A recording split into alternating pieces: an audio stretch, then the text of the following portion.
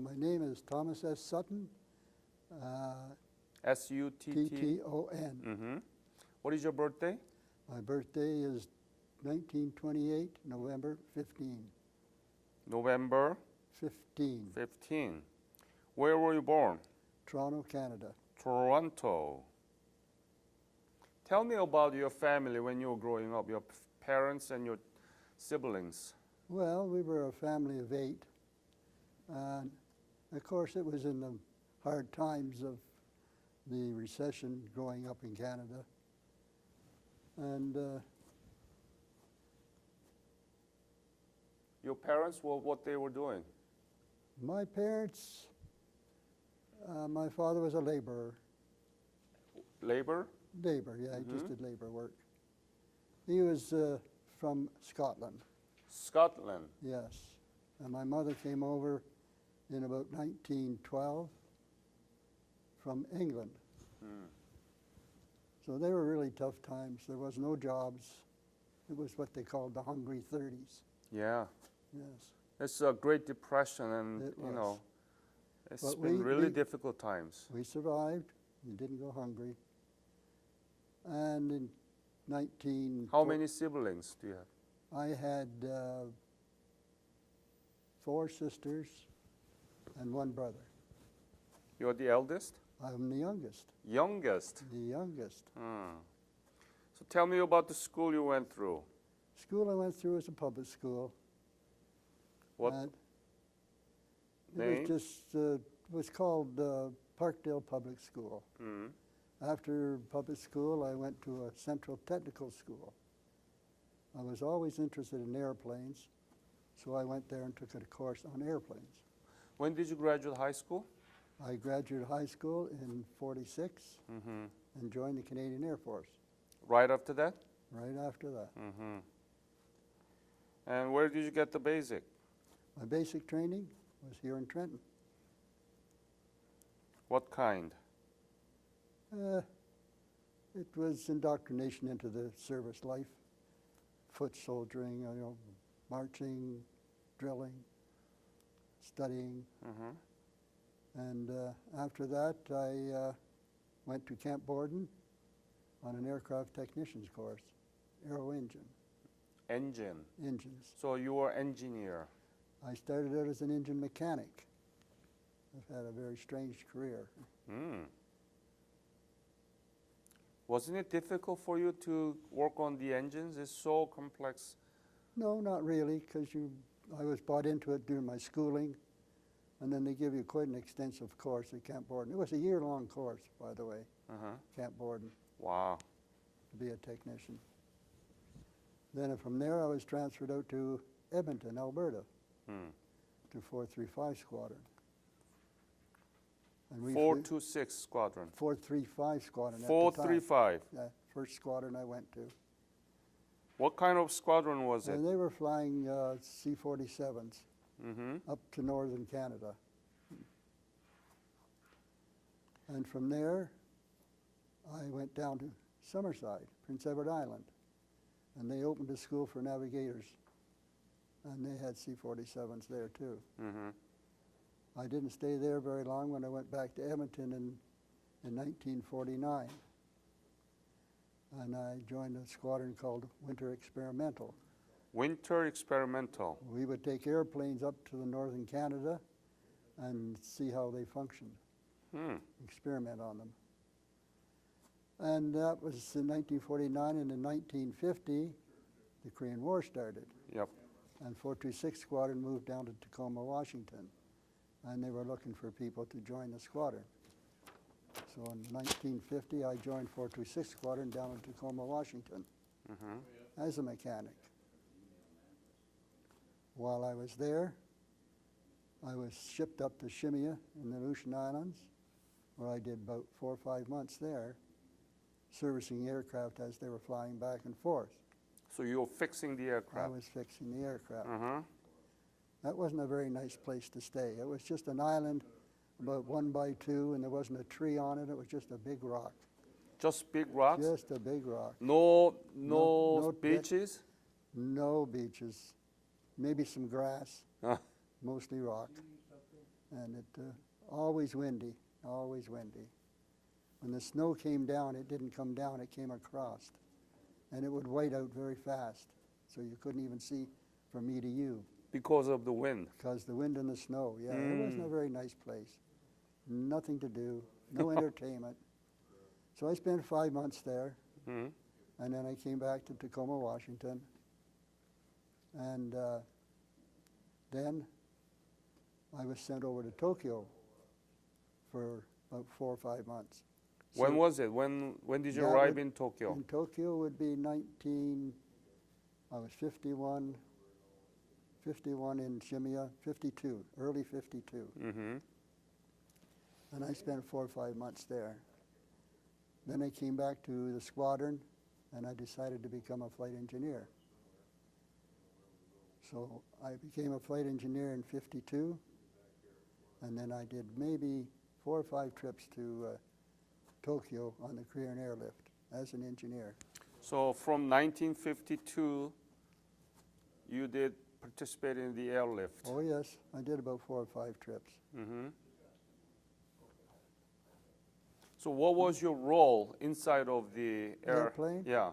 I handled the throttles, and I handled the undercarriage. The pilot called for a flap. I'd give him whatever flap he wanted. If he wanted more power, left power. Then I also kept track of the fuel and all the technical instruments, make sure everything was functioning properly. So you are the core. And when you stopped on the ground, it was my job to service the aircraft, refuel it, get it ready for the next flight. Wow. So it was a pretty busy job. Mm-hmm. What was your rank? My rank when I was flying was corporal. Corporal. Yeah. How much did they pay you? Oh, don't ask me that. Not very much. How much? Well, let's say when I first joined in 46, I got $1 a day. $1 a day. $1 a day, that's all. That was in 46. Uh-huh. And I would say maybe I was getting $75 a month. In 1952. Yeah, I would say it would be around that. Not much. Were you able to be in Korea at all? No, they wouldn't let us go over. Mm-hmm. The Australians would fly from Tokyo to Korea on their transport aircraft. Uh-huh. I tried to get on a couple of times, but they wouldn't let me go. Did you know anything about Korea at the time? Not very much. You read a little in the books and what you could gather out of the books, but not a lot. Not a lot. No. Mm-hmm. See, we were stationed in Tokyo. We were stationed in a Commonwealth camp, and it was where the soldiers from Korea would come over for rest and recuperation Right. to this camp. It'd be Australian. It was run by Australians, by the way. Mm-hmm. And the British would come over, and the Canadians would come over, and they'd come over there for their rest from the war. And that's where we lived while we were in Tokyo. So you were more familiar with the Tokyo and Japan rather than Korea. That's right. Mm-hmm. Did any soldier talking about the Korean War to you? Oh, yes and no. They didn't like to talk about it too much. They weren't there. They were there to get away from the war. They didn't want to discuss it very much. Right. But we associated with them a lot, and partied with them a lot, and but they were there to get away from the war. They didn't want to discuss it. They were relaxing. But they were a good bunch of people, really good. Have you been back to Korea? I was there once a long time ago on a flight. We were flying around the world. We stopped in overnight, that was all. Mm. Do you know what happened during the Korean War to completely devastate it? But now, do you have any follow-up with what Koreans have been doing? Right here in Trenton, there's quite a family of Koreans. Oh, is that right? Oh, yes. They own a lot of the little stores in town. In fact, there's one I deal with quite a bit. Very nice people. Very nice. The legacy of the Korean War. The legacy of the Korean War to me was the Korean airlift. That was very interesting and a very tough job. What Bob was saying, near the end when the squadron moved out of Tacoma back to Montreal and then started the lift out of Montreal, it was a long flight. You'd start off Montreal, Winnipeg, Edmonton, then you spend overnight. Now you must remember, as an engineer, every time you stopped, you worked. You didn't just go and sit down and wait. If anything was wrong in the airplane, you had to fix it, you had to fuel it, you had to get ready for the flight. And then we'd do that to Edmonton, overnight in Edmonton, and then we'd fly up to Whitehorse in the Yukon.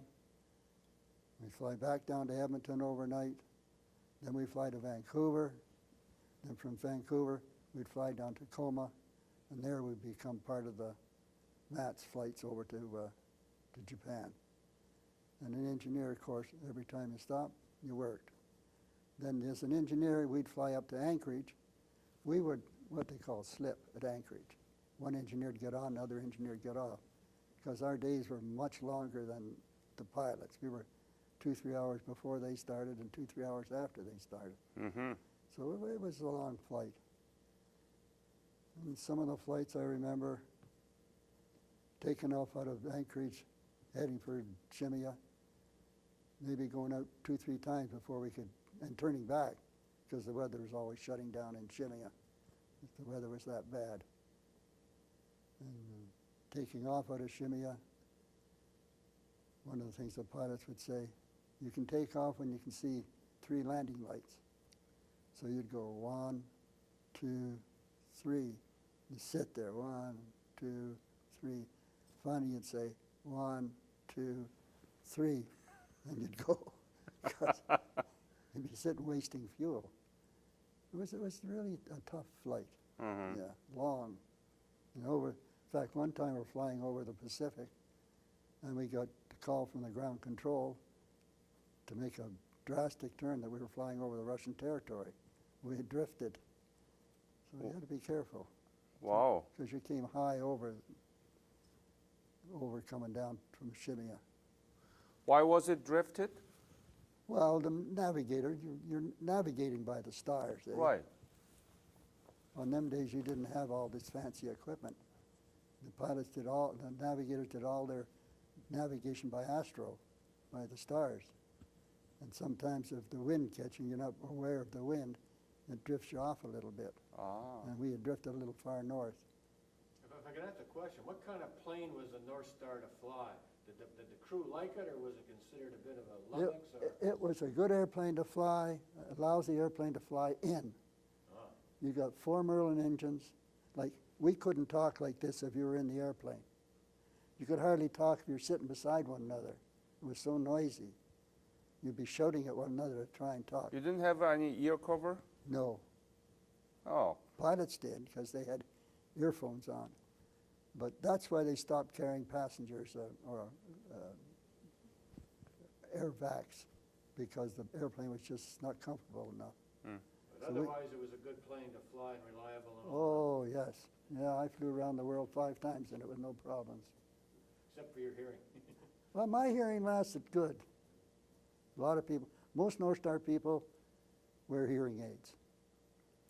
So the legacy of 426 Squadron in the Korean War is airlifting, providing a lot of resources, logistical items, Yes. soldiers, and evacuating the injured soldiers. A lot of mail, carrying a lot of mail back and forth. In fact, the airplane that was crashed, that's what it had on board, So, this mail. oh, a lot of mail. Oh, stacked, you know. Letters from the military back to their families. Or any parcels? Oh, yeah, parcels, everything. What kind of parcels? Any episode related to this mail or parcels? No, because you wouldn't see them. They'd be covered up. But the airplane that crashed, that's what it was carrying, was a load of airmail. That's the best thing for the soldiers in the front line Oh, yeah, to read, you know. You see, we would carry it to Tacoma, then they'd offload it, and where it went from there, I don't know, because that was the end of our flight, was Tacoma, Washington. But you're doing very good job to carry those good news and the news from the, you know, families and, you know. Yes, we carry it both ways sometimes too, Yeah, but mostly freight, freight. yeah. Hmm. I was on one flight with hospital people on board, and the only thing we saw was they got very sick, because it was very bumpy. Hmm. The nurses got sick, everybody got sick. But no, We had an interview with a nurse who was in Korea, Canadian nurse. yes, She was an officer and also she was in that airplane. Yep, and the North Star. yeah. Oh yeah, I would imagine. Hmm.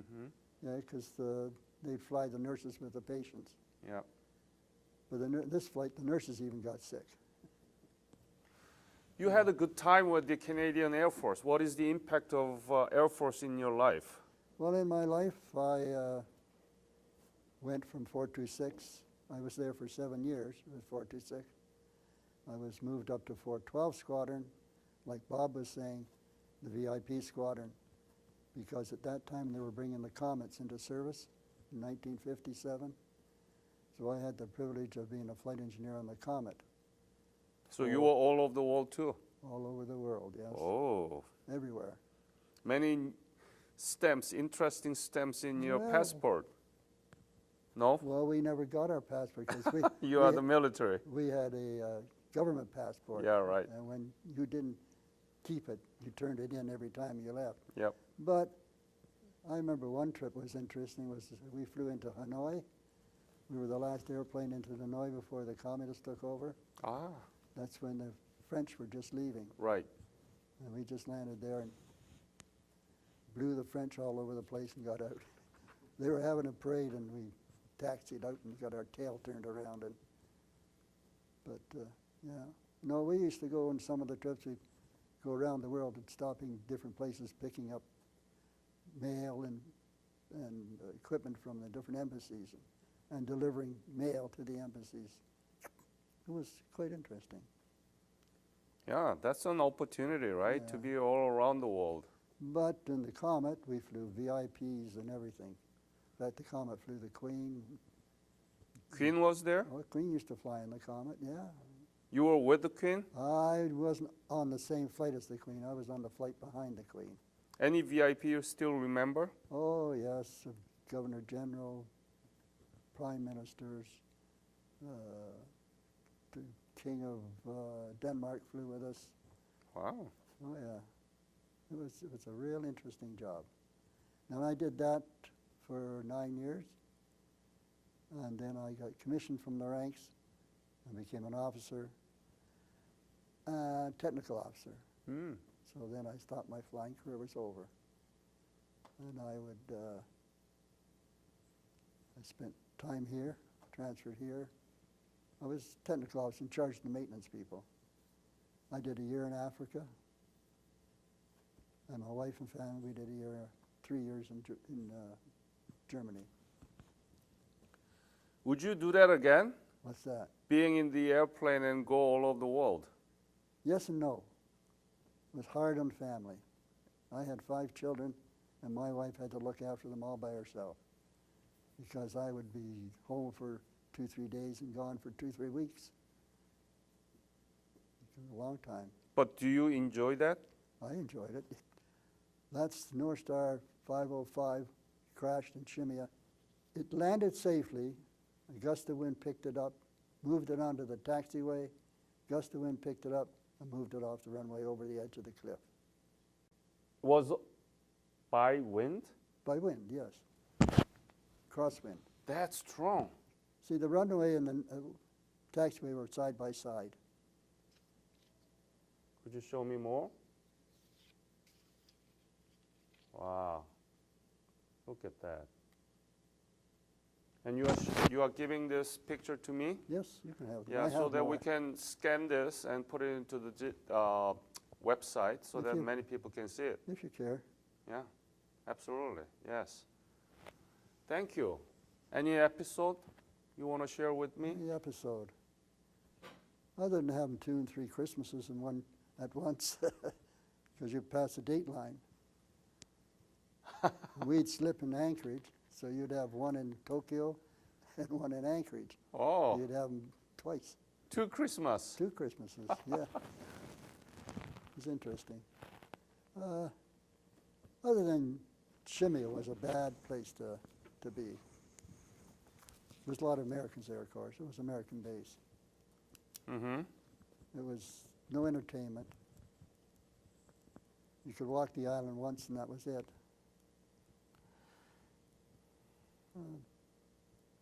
Well, how was the relationship with the American Oh, soldiers? Good, very good. Good? Oh, yeah, Mm-hmm. no problem.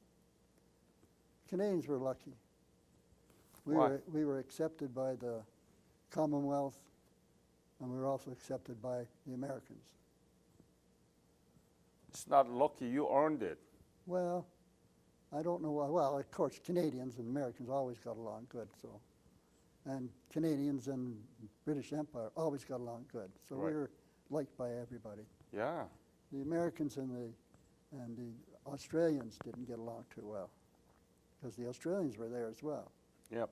Yeah. Yeah. Nothing really exciting. Just a lot of hard work. But your whole career is very exciting. You know, you've been all over the world with the VIPs, and you're a core engineer, so that you provided all this expertise. It was an excellent job. An excellent job. As I say, it was hard work. Any other message to our young generation about your service? The young generation, well, all I could say to them was work hard, study hard, and make something, use what you learn. Don't just learn and leave it go, use it. I found that in Africa. The Africans would study hard and learn hard, and then that was it. Then they'd hold their hand out and pay me. Because they didn't put their knowledge to work. And that's what you have to do, put your knowledge to work. Not only for yourself, for your country, and for your friends. Very good, patriotic. On behalf of Korean Nation, I want to thank you for your service, especially as a member of 426 Squadron, doing airlifting, carrying soldiers and freights and all these resources that are required, necessary for the war. So We did it because we wanted to. And I thank you very much.